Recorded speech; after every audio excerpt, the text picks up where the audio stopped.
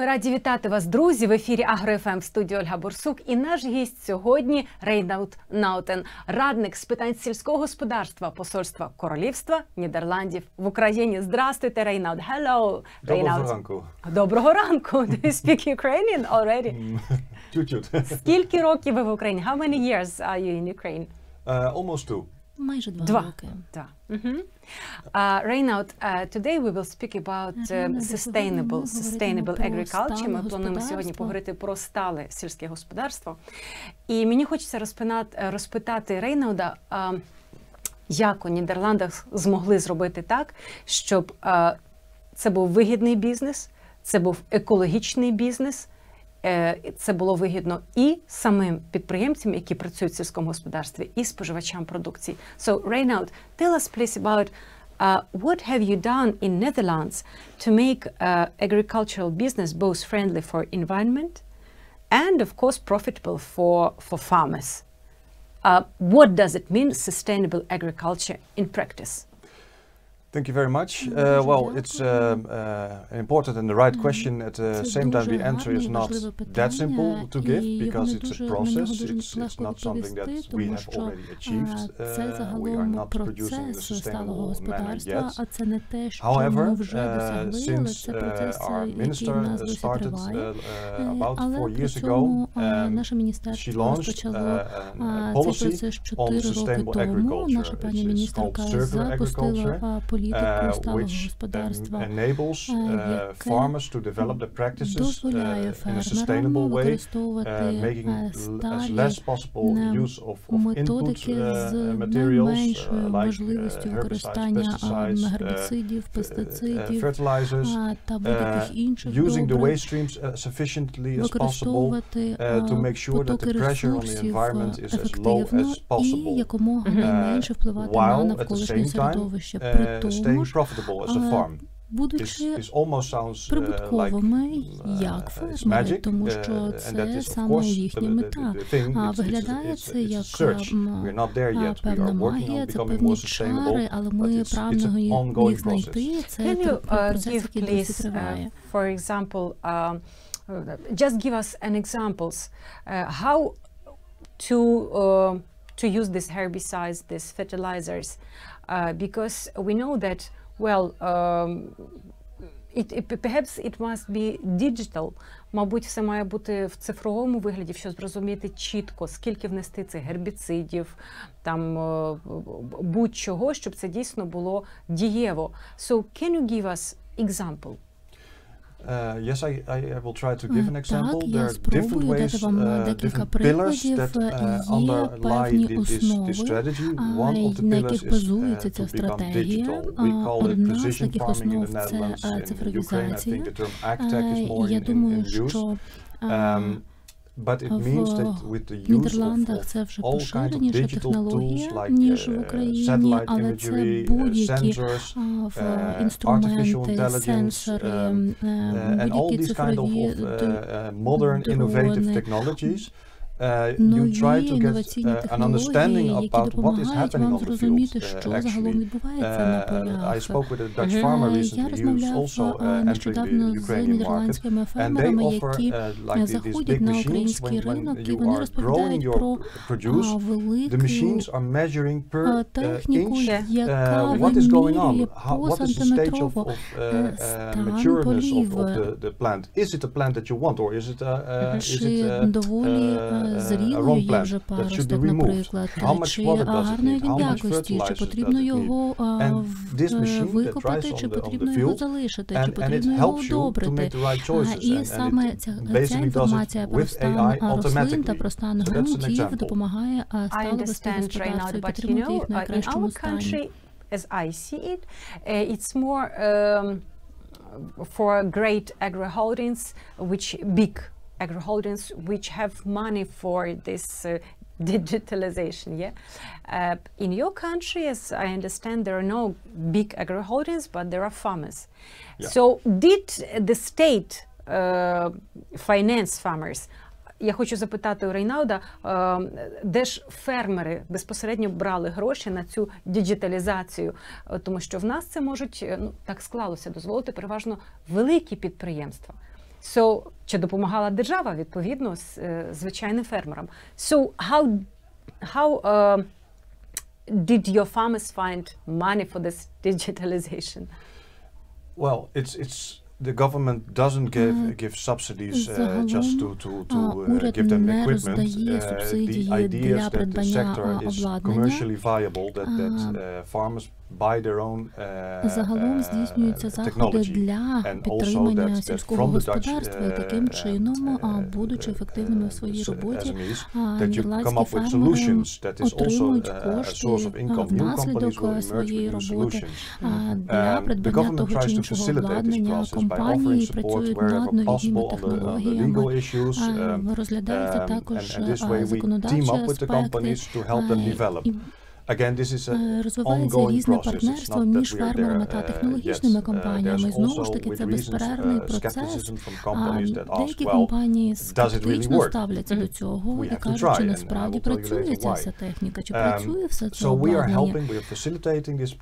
Саме тому ми, як уряд, допомагаємо фермерам, допомагаємо галузі для того, щоб фермери могли знову придбавати таке нове обладнання.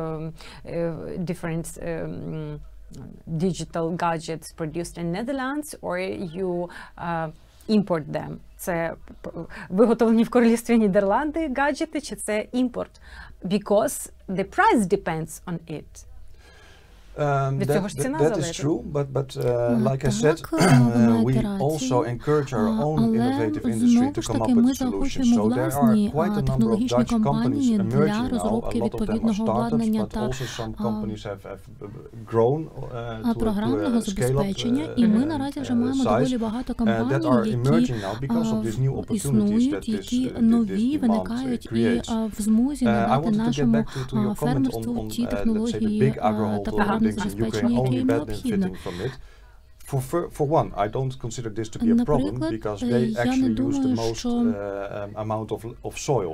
So if they adapt these technologies and if they start to become more efficient in their uses of resources, that is a very big gain. It's good for ecology. Absolutely, and that's the main argument actually, because if we continue this way of traditional farming, and Ukraine is like an emerging giant. Лише виграє від цього, і якщо Україна повністю використовуватиме свій потенціал і навіть якщо зараз, ведучи сільське господарство традиційним способом, має певні результати, Україна зможе бути набагато ефективнішою. Тому що якщо продовжиться використання тих методів, які наразі використовуються, це буде мати дуже значний руйнівний вплив на навколишнє середовище. If we don't make this change, it will be over in the traditional kind of farming practices. So this is why it is important. And when the big guys start with it, it's a big signal. So I certainly No, I don't say that it's bad. No, I say that we also need for those small and medieval and farmers which have not a lot of money also to use these technologies. Я не кажу, що це погано, що тільки великі можуть використовувати холдинги або компанії ці технології, але просто потрібно гроші для невеличких фермерів. Farmers also need. I just wanted to ask how Netherlands deal with them.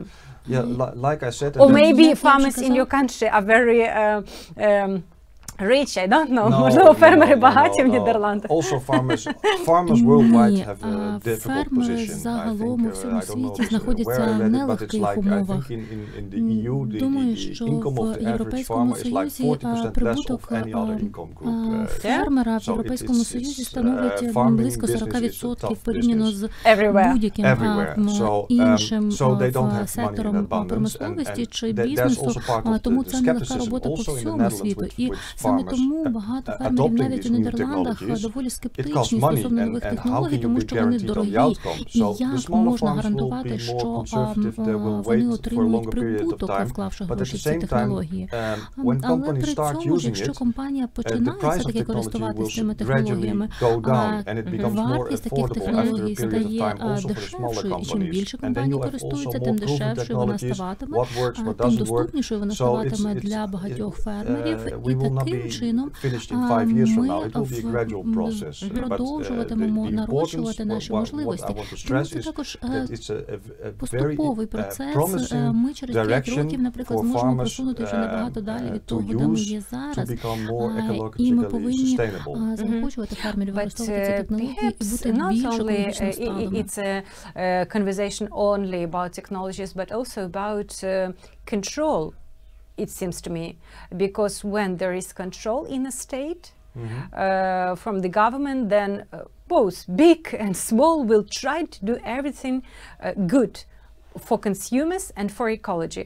So what kind of control do you have in Netherlands? Я зараз хочу запитати про контроль, тому що коли держава контролює, тоді всі і великі, і маленькі роблять свою продукцію для споживачів доброю і дружньою до екології. Хіба не так? От як з контролем в Нідерландах? What about control? I'm not sure if I understand the term control, right? But I try to explain how if you pollute the ecology, you will pay a lot of money. Of course, yeah, for that. That is installed. Well, there's maybe a small difference between the Dutch and the Ukrainians. That the Dutch by nature are much more cooperative towards following government legislation. So by nature, when the government installs a law, then people will obey the law, and the enforcement of the law is not always a big issue, because people just understand, okay, this is law. It's a law, це закон, and we have to do we're quite obedient. You also see this in the way how we deal with COVID pandemic. It's like the government tells you to stay at home, and people are not happy, but we stay home. Коли людям уряд залишатися вдома, їм не подобається, що треба залишатись вдома, але при цьому вони там залишаються, тому що таке є правило. But what was the question again? You have answered, for this question. If you have to do it, then but it's part of the answer. So it's easier. It's part of the answer. The other thing is also that the government has maybe it's a little bit of a black and white sketch, but the government and the society are in discussion with each other. So it's not always the case, never the case that the government will say, this is what we do, and you have to listen, you have to do it. No, the government в Нідерландах іде діалог. Ніколи уряд не може сказати фермерам, потрібно робити ось це. Фермери також мають своє слово. Університети, які працюють в галузі сільського господарства, також мають висловити свою точку зору з приводу тієї чи іншої проблеми. І не завжди такі дискусії є дуже дружніми. Ми побачили кризу минулого року, і ви побачили, як багато фермерів приїхали до нашої урядової столиці на своїх тракторах, і це була вже не така недружня дискусія, як зазвичай, але це значить, що все одно, що всі сторони мають змогу висловити свою точку зору, що вони мають можливість вирішувати, що відбуватиметься в цій ситуації. Проблема досі не вирішена, досі сторони не повністю розуміють одне одного, але ми знаємо, що все відбуватиметься в результаті діалогу та погодженого рішення, а не лише примусуючи за рішенням одного чи іншого політика. У вас чудова природа, і в Україні природа дуже гарна.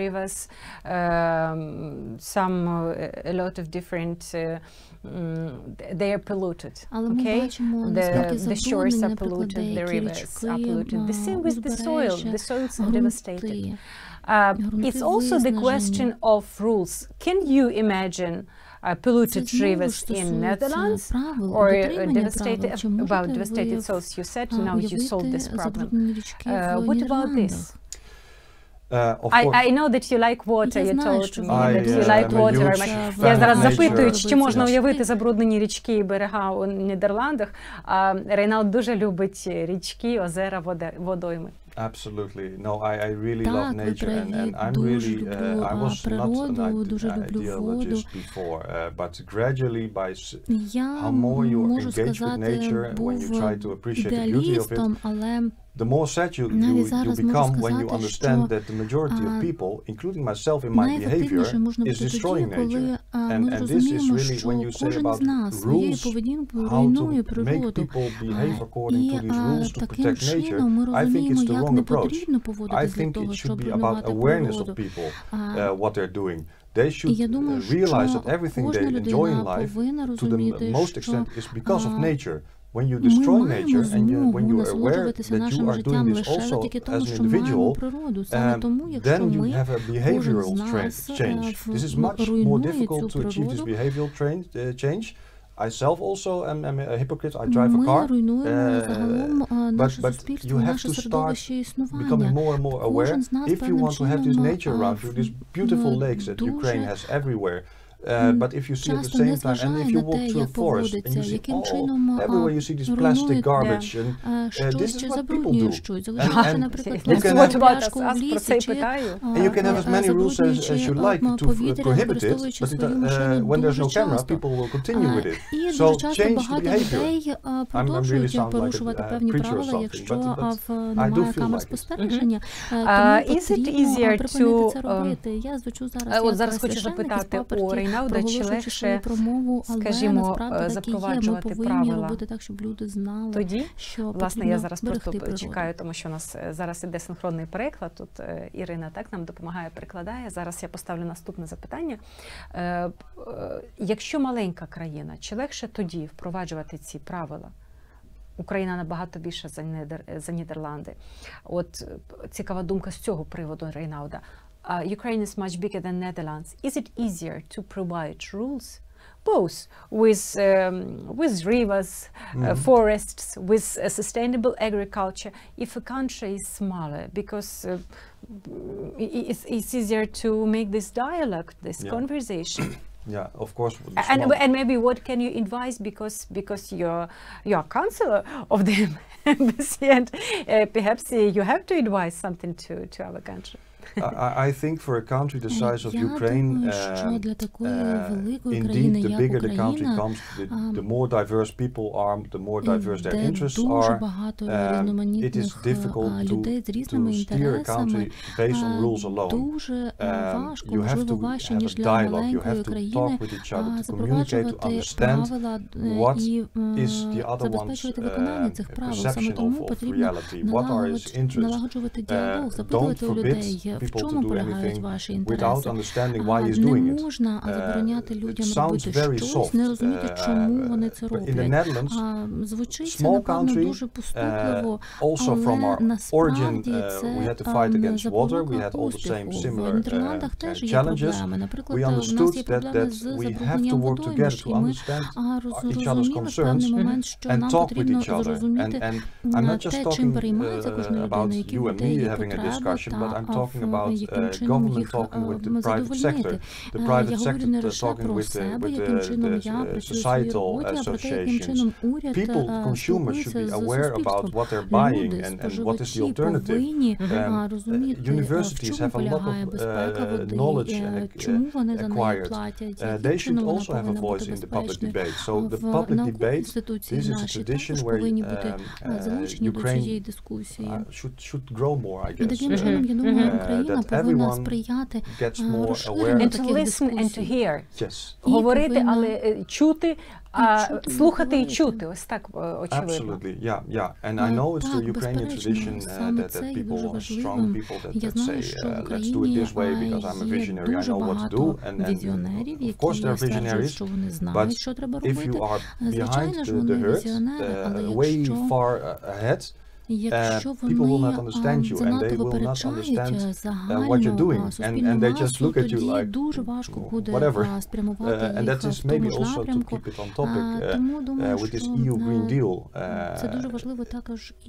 I hope Ukraine, and not only the policymakers, but also the private sector, will understand that this Green Deal is not something which is imposed from outside and it's like a bureaucratic invention.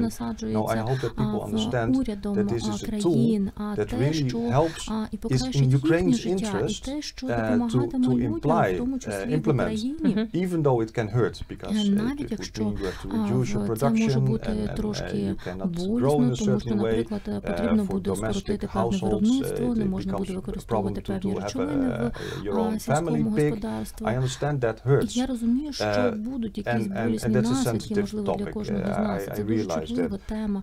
Я розумію це, але замість того, щоб вступати в протиріччя і казати, що уряди хочуть накласти на нас певні обмеження для того, щоб мати з цього якийсь зиск, потрібно зрозуміти, яким чином ми руйнуємо природу і біорізноманіття, яким чином ми in the last 4 decades in the south it disappeared. So what are you going to do in future? Чорнозем зникає, на жаль. So it's not about European interests, it should be about Ukrainian interests. І ці всі умови повинні бути необхідні не лише Європейському Союзу, але й Україні. Reinoud, can you tell us which else maybe aspects of this vision, of your vision, how to provide the sustainable agriculture do you have? Because I know that there is a document where you have wrote down everything you would like to advise.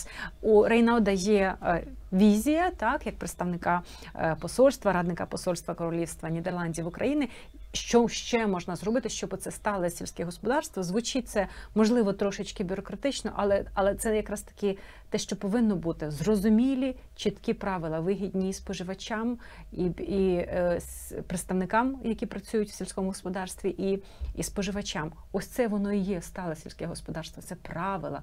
Зручні, зрозумілі, вигідні всім. Тому запитую в Рейнауда, які ще поради він як радника посольства може надати. So, what else about your vision, how to work in Ukraine? Yeah. Well, it's before we indeed forget this part. It's very important. But we have spoken about also very important things. Of course, but in general, but I do see an extra connection between the Netherlands and Ukraine. Because, well, Ukraine, the size of the country, the potential, that's obvious. From the Dutch side, we are a small country, but it's like a warehouse. We're packed with knowledge and experience. And we are very willing, both from the private sector for commercial benefits, obviously, but also from a governmental sector and from educational perspective, we are very willing to share this knowledge with Ukraine. Ukraine as and it's great.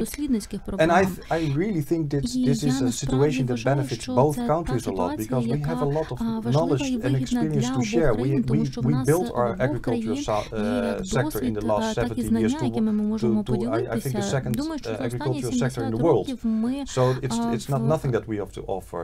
2 weeks ago, now a little bit longer, a month ago, Mrs. Louise Fresco, the chairman of the Wageningen University, had a presentation on EBA online forum, where she explained also her views on the Ukrainian agricultural sector, and also the fact that the Netherlands and her university should and could strengthen the ties with Ukrainian knowledge institutions.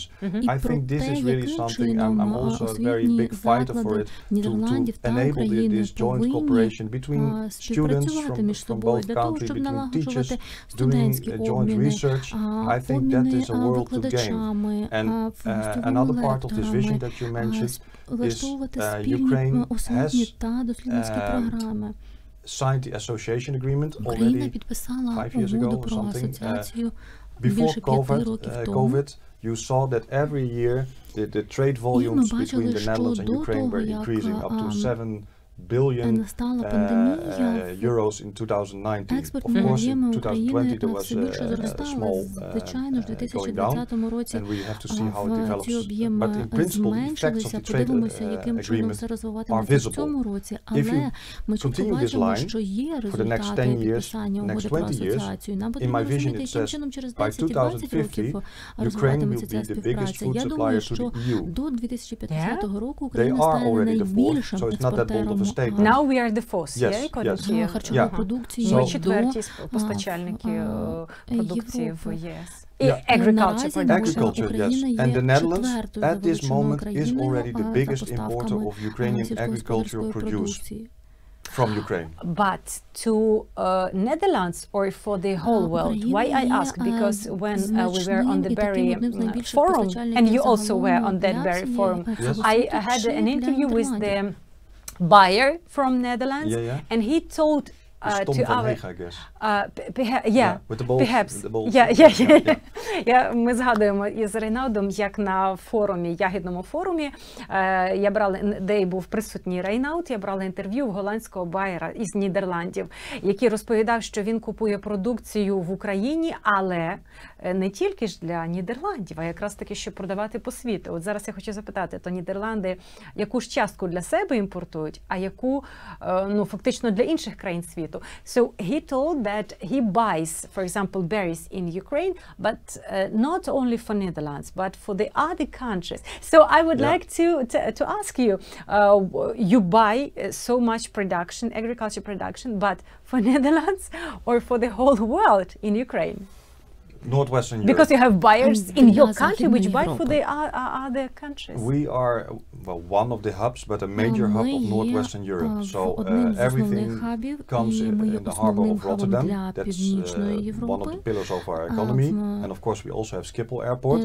And we only have 18 million inhabitants. So you can imagine we cannot eat everything by ourselves. So we ship in the goods. And depending on the goods, there's a lot of bulk material. Like oil, seeds, з'їсти все те, що ми імпортуємо до Нідерландів, тобто ми є дуже базою і дуже часто переправляємо продукти до інших країн. Ми також імпортуємо корми для тварин. So you process in Netherlands and then sell to other countries. Yes. That is where we create the added value. It's not that ordinary that you can say that we just ship in Ukrainian produce and then we sell it to others for a high price. No, we do add value to it. But that's our role. Бачите, як цікаво, переробка йде в Нідерландах, додаткова вартість створюється, і потім ця продукція, це звичайно залежить від продукції, але потім ця продукція вже постачається в інші країни. You know about added value. We also dream in Ukraine. But that's the future of Ukraine, and that's also part of the vision that Ukraine will diversify its exports. Now you're heavily relying on those bulk products, but in the coming decades, of course, I am realistic about the developments. When there's a stable macroeconomic environment with a clear direction of the economy, that will increase the growth of Ukrainian economy. But assuming that this will take place, then the sector will diversify and the added value will be created in Ukraine more and more.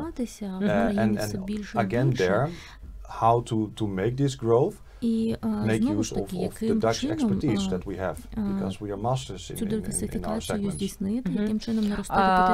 Також хочу запитати обов'язково у Рейнауда, тому що ми часто говоримо про те, які кредити можна взяти, що от в Європі є під 1-2%.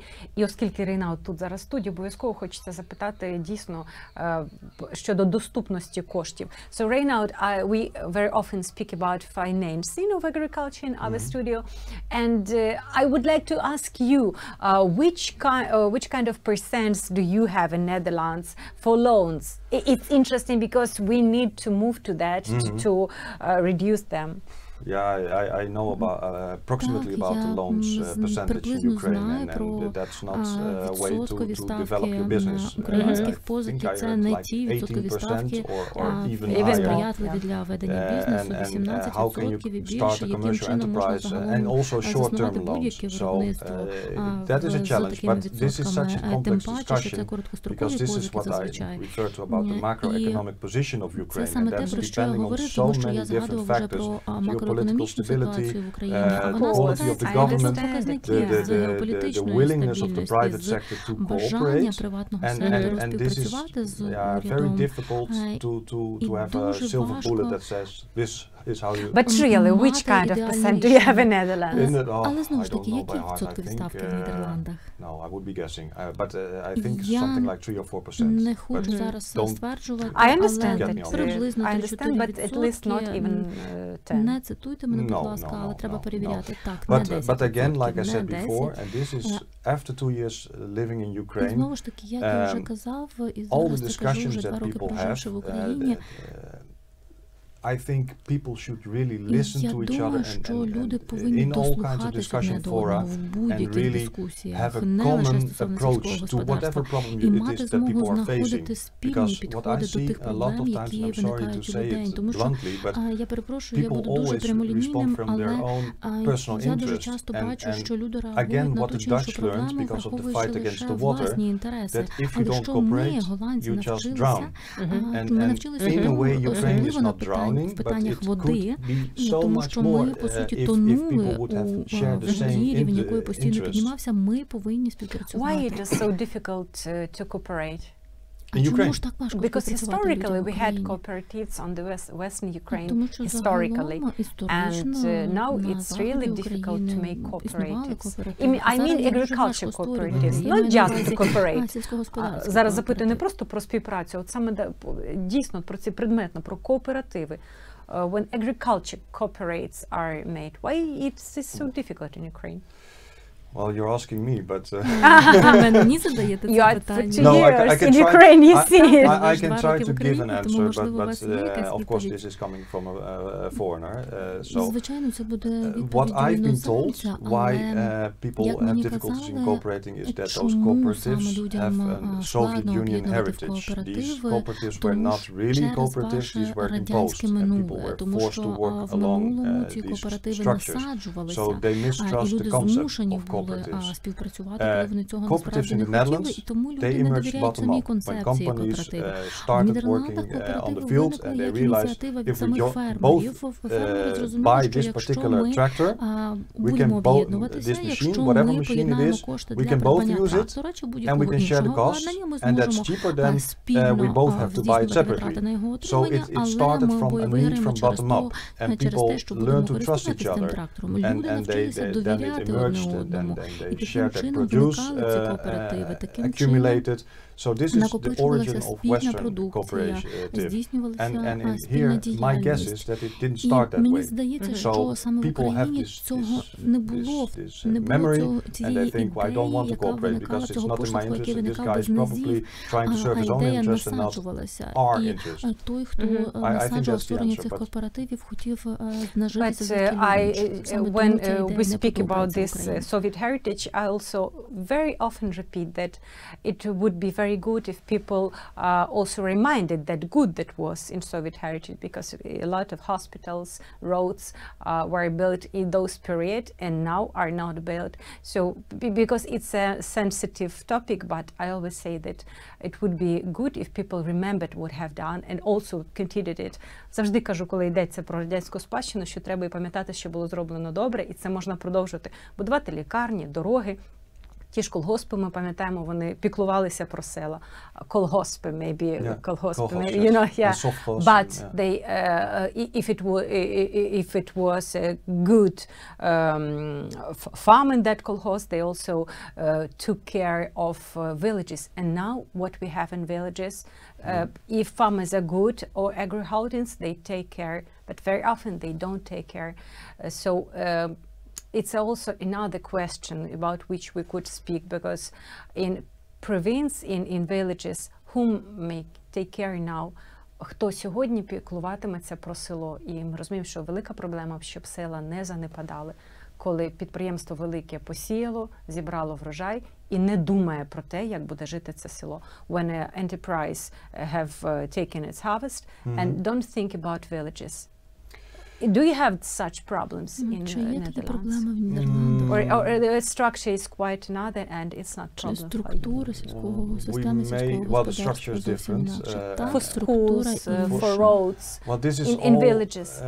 Again, this is all organized by the government and the schools are there. But also in the Netherlands, to a lesser degree, but we also have this migration to the big city because that is globalization. People prefer to live in bigger places with more facilities.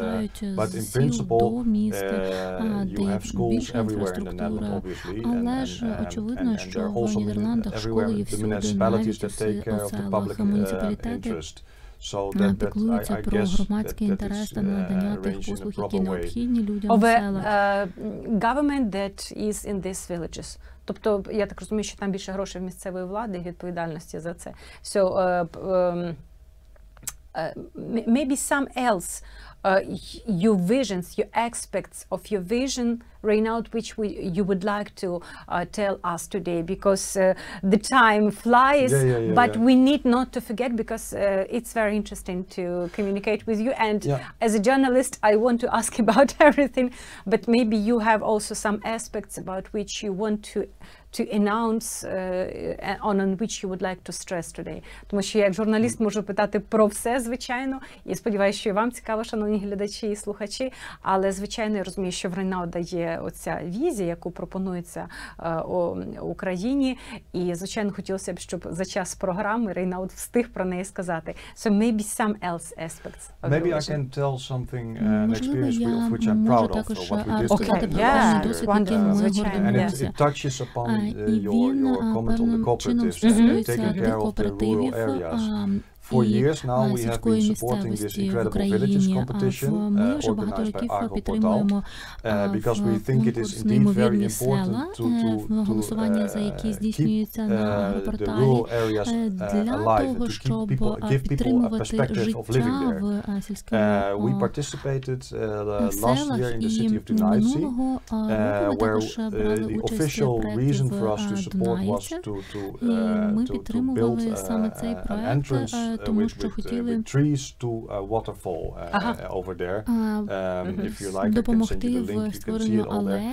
And it was very beautiful. And I visited the place a couple of times, but that was the main reason to come there. But when we were there, we managed to develop cooperation with the berry companies over there, providing them expertise on the quality of the soil, where to grow the berries, providing them seed materials, advising the farmers on how to grow the berries. And we are doing this now for the second year already on the road, and it's moving well, and it gives people perspective. At the same time, other activities emerged. We try to support them as well in the dairy sector. You have there a number of family farms with only 6 to 12 cows, and they are linked with the cooperative, so that touches the previous topic. And we now, also with the support of the Haas Practical University in the Netherlands, we are looking to see how they can establish a viable business model, because being a family-owned stable brings a lot of costs, and as I understand it, it's a challenge for those families to have the break-even point, to have the return of investment.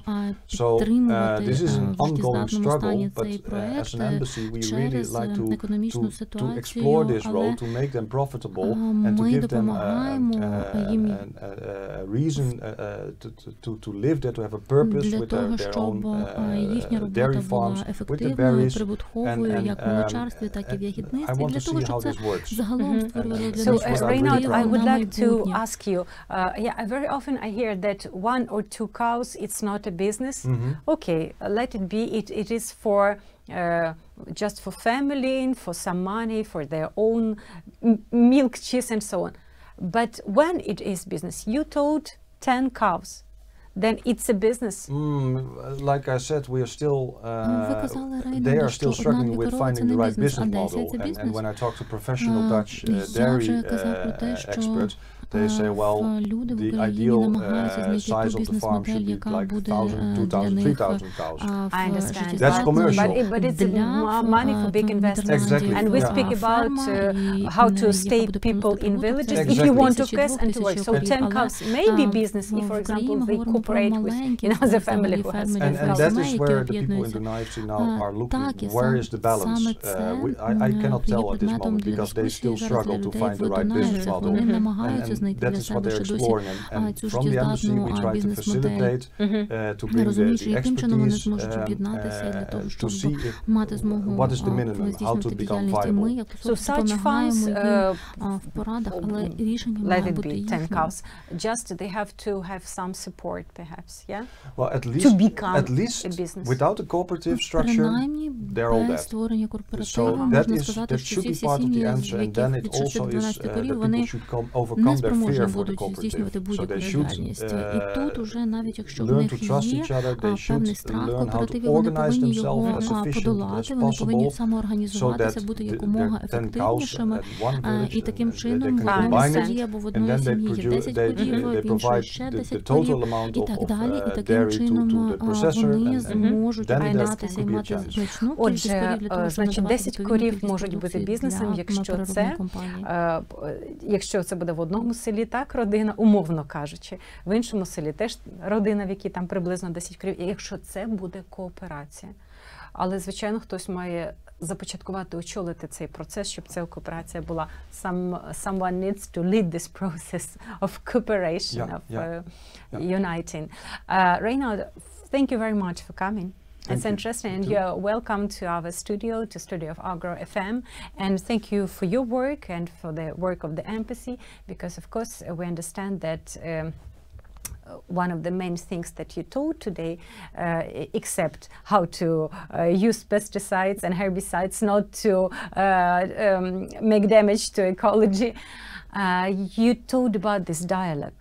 When really it must be a dialogue when speak, listen and hear each other, government and society. Absolutely. Думаю, що одна з головних посилів, які сьогодні прозвучали, меседжі від Рейналда, крім того, що треба вносити так, як потрібно, так, гербіциди, пестициди і все інше, щоб це не шкодило природі і людям, що повинен бути дійсно діалог, але справжній, коли говорять влада і суспільство, говорять, слухають і чують одне одного. І тоді вже якісь правила з'являються, яким всі слідують. And then we have rules which everybody tries to obey after this dialogue. Reinhard, thank you very much. Thank you very much for coming. Thank you too. Yes, okay. So, сьогодні ми спілкувалися із Рейнaldом Nautanom, який є радником посольства Королівства Нідерландів в Україні. Дякую, друзі, що ви провели цей час з нами. В студії працювала Ольга Борсук. На все добре. All the best. Thank you too, and you too.